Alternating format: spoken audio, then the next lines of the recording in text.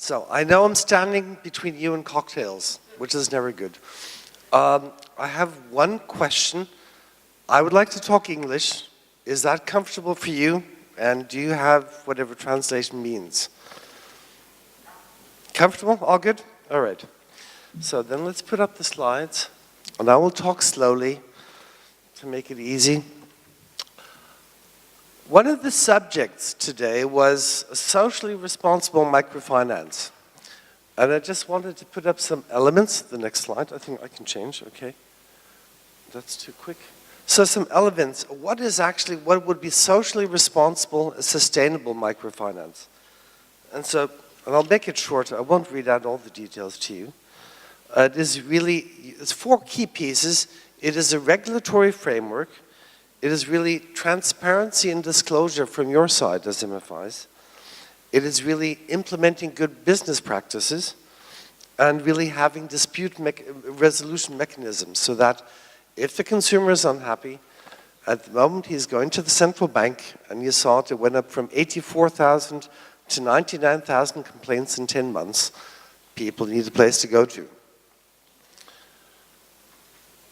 And of course you could say, well, the market's growing, it's growing again, we're doing more loans, why do we care?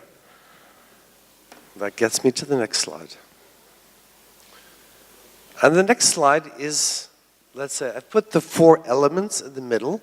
What would be socially responsible and sustainable? And on the outside, I put all the complaints I've heard. So this may be perceptions of consumers. It may be correct. It may be rumors. But that's the perception in the market, really what it is. And none of that is all too good. There's lots of complaints. So we know that the high interest rates are being addressed. But we still have problems of collection agencies. We have problems, we don't have an ombudsman. We have, let me put on my glasses, many other issues, such as that there's not really clear what the conditions are. And you heard it from the gentleman, I think, Dostov talked about the European Union doing away all fees, commissions, extra payments, whatever. It's just one payment.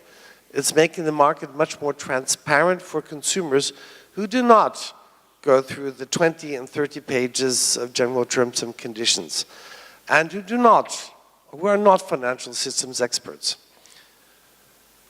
And of course you could say, so why do I care?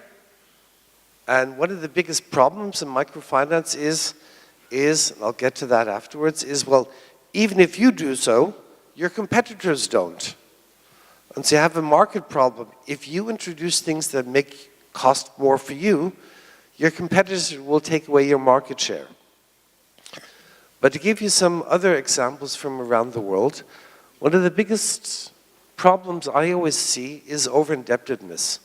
So as long as the market's going good and you try to increase market share, you can become a little bit more risky and you think you're doing everything well. And in many microfinance markets, you face what I call a tipping point. So it goes all good for a while, and then suddenly the market tips, it flips, and then suddenly market sizes decreases. The example, my favorite one is still Bosnia, where I think due to over-indebtedness, I think the market volume decreased by 60% over a period of 3 years because people became scared to take out loans. And so the reason why you have to introduce this, it is because it's in your own interest actually to ensure that your growth is sustainable. And I'm very glad to hear that there are now self-regulating organizations that will help you to introduce these standards, because if you do it on your own, your competitors will take your market away from you. That's why you need these regulations and organizations to ensure everybody does so. But that's today. So one of the big questions, so what's going to happen tomorrow? And we've heard some interesting theses today. We've heard Sberbank talk about platforms. We've heard the gentleman, Dostov again, talk about all kinds of different issues. So what's our view? And it doesn't work. And I'm trying. Wrong button? Right one?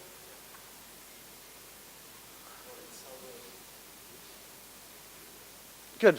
Okay, that's what it is. So there's like, what would the microfinance market look in the future? And I'm amazed that some of the things I see globally haven't been mentioned today. Of course, we've talked a lot about e-money. So that was one big issue, and platforms and how can you bundle it. One of the biggest subjects I see as one of the biggest opportunities and threats is payment systems. You all know Yandex. Yandex has been mentioned today. Nobody has mentioned Yandex Credit. So people love Yandex. Very easy to make payments. You don't have to go to the bank. Yandex is now offering loans. And that will be one of the biggest other platforms that's actually there in the market that will provide competition. The third one is, of course, now your mobile network operators.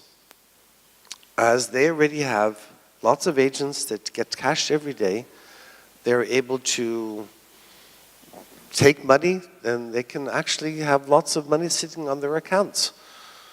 And so there's lots of opportunities for them. So if you think it going forward, microfinance will be somewhere wedged between many others, coming from different sectors and having, to agree, even much bigger customer networks. So this gets us into the FinTech discussion. So I'm not sure what you see. So what I see is a small fish, that's the microfinance, being eaten up by the mobile network operators, the big fish, and then being followed by a swarm of many small fishes. And these are all the FinTech companies you see today. They're still very small, but I think if anybody remembers Alibaba, where Alibaba was 5 years ago, it was just like very small. They have grown probably into one of the biggest platform service providers and loans really globally. And it's not being recognized. There actually could be, there's a huge threat to the entire Chinese banking industry. What the other thing to keep, I'm going too fast. Good. So I'm going too fast. What is often forgotten is that there are already more customers with these digital finance platforms than there are with microfinance, which means a lot of the future in microfinance, and you've heard some ideas today, will depend on actually finding partners. It could be now with the Tricolor video company. It could be with Sberbank, but finding partners actually to enable you to sustain your business. I'll make it short. This is really more for Michael and the central bank who've already left. So one of the other last threats you have is that the industry in financial services will become even more diluted. There will be other services, lots of being offered by agents. There will be services how to deal actually with, well, electronic money, we spoke about that.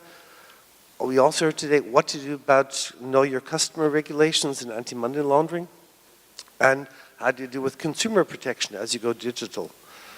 But there's some interesting challenges for the regulator. So far, only the banks take interest. How's that going to work in the future? Can MFIs take interest, take deposits? What about MNOs, mobile network operators? What about Yandex? Will they be allowed to take interest? Another question is, how do you, all the telecom people, they have their agents. Wouldn't it be nice if these agents allowed MFOs to also use their services to make them more unilateral? Of course there would be resistance, but why not think about it? We had also the lady from the Ministry of Communications talk about the unique identification procedures. Can we find one way that would make it very easy, actually for MFIs, instead of having to do all the own know your customer themselves, could they piggyback on mobile network operators? Could you piggyback on the government system? So there are ways to think how to make it more efficient. So next slide. So I'm not going to read this out to you. Or would you want me to read it out? I'm sure you all fall asleep. There's cocktails, it's much better. I'm just leave this here for Michael and for the central bank to think actually there's lots of challenges in the future. They also include cybersecurity, they include AML, consumer protection, many others. But I think that's enough for today. Thank you very much. See you at cocktails.